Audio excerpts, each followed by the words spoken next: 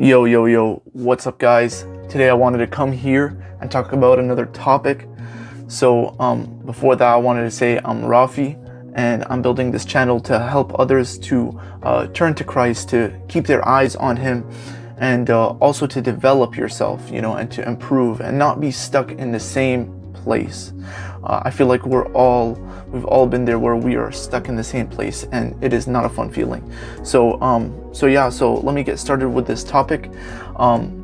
Today's topic is more fixed on a perspective that as Christians a lot of us have, and I struggled with this like so much.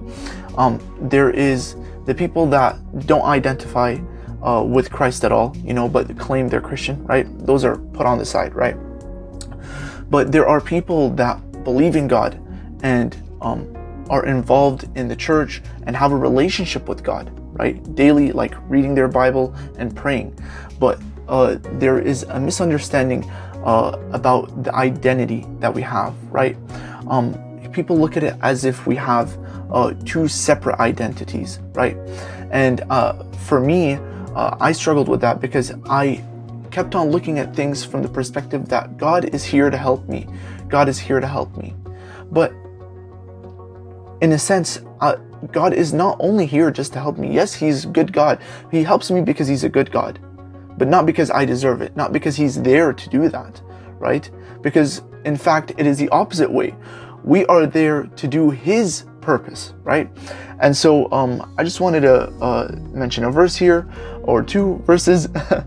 Galatians chapter 2 verse 20 says, I have been crucified with Christ, and I no longer live, but Christ lives in me, right? So what does that mean? That means our old selves is gone, right? Our identity and our wants is not the top priority anymore, because it is, in a sense, selfishness and pridefulness to put ourselves above the wants of God, and we do that so often. That's self-idolatry, right? And so when we do that, we are constantly not living in His full presence, right? In His full purpose, because part of it is self-denial. Part of it is sacrifice on our end. And what is there that we cannot sacrifice for God? When He gave His life for us, God Himself came down, took up flesh, and died for you and me, and we're saying, nah, we're not gonna give you our time. We're not gonna give you our effort. Oh, God, this is too uncomfortable, right? It sounds kind of crazy in a sense to say that, especially considering what He went through for us, right? And so let me mention this other verse. It's 1 Corinthians chapter 6 verse 17.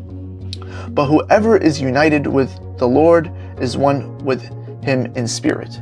And so in a sense, right, if we are one with Him in spirit, right, because the Holy Spirit is within us, right, we no longer have our will. Most people get this wrong. They get the idea, and trust me, like I have done this like many times. It's the idea that there is a trade going on between us and God, where I say, God, I will do your will if you do my will, right? But the reality is, there is not two wills in this circumstance. There's only one will. It is God's will, because we are united with Him, And that is just something that I feel like I personally struggled with so much. And then when I don't get what I want, I'm like, God, but what about me? I do this and I do that, right?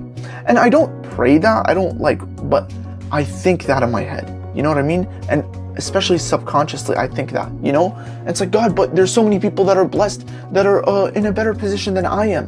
Why am I getting pulled back, right? Why am I in this situation? Why, right? But we have to understand that God owes us nothing. God has already done far more than we deserve, right? And so, because He has done far more than we deserve, how can we not give Him all of us, right? How are we going to hold back on God, right? And so if things go my way, wonderful. God is just blessing me with something else. out of his generosity. But if he doesn't give me, right, then it's his will, right? And therefore it is my will, because God has his best intentions for me. And so I really like the example of marriage. Marriage is a great example because it's the unification of flesh. Two people become as one, right? And so in the process, what happens, right?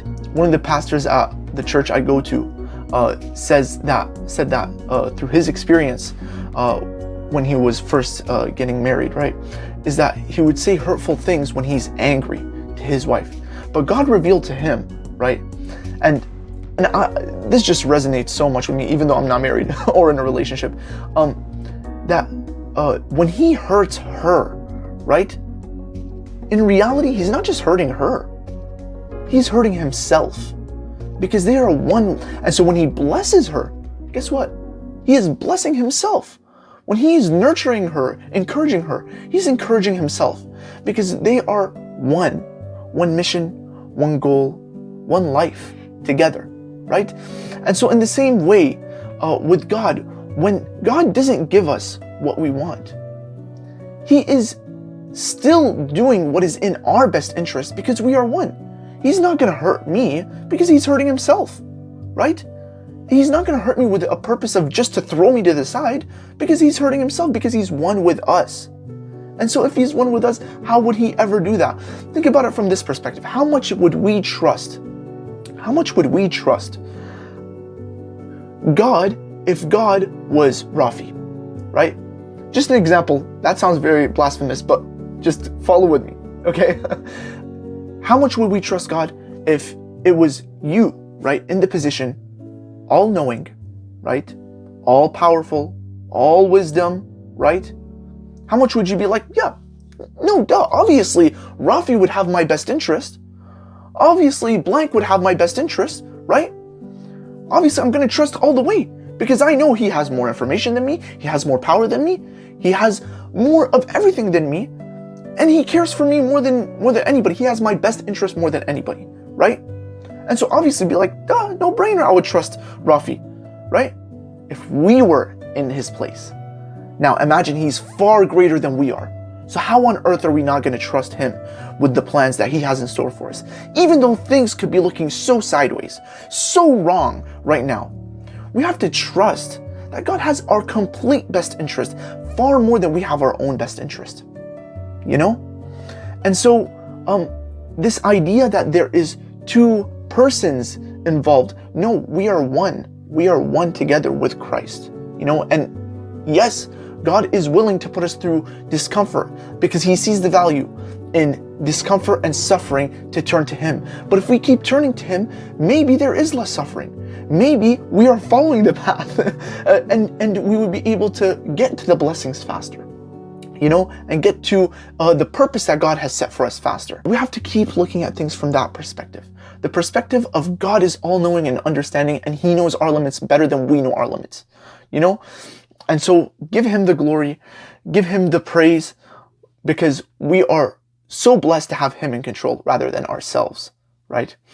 Anyways, that is all I have for today's video. I hope you have been encouraged. I hope that this has led you to maybe trust in God more, and to seek him out more, because that's the goal. We have to seek him out more. Anyways, that's all I have for today. Thank you for listening. Thank you for watching, and I'll see you in the next one. Peace out.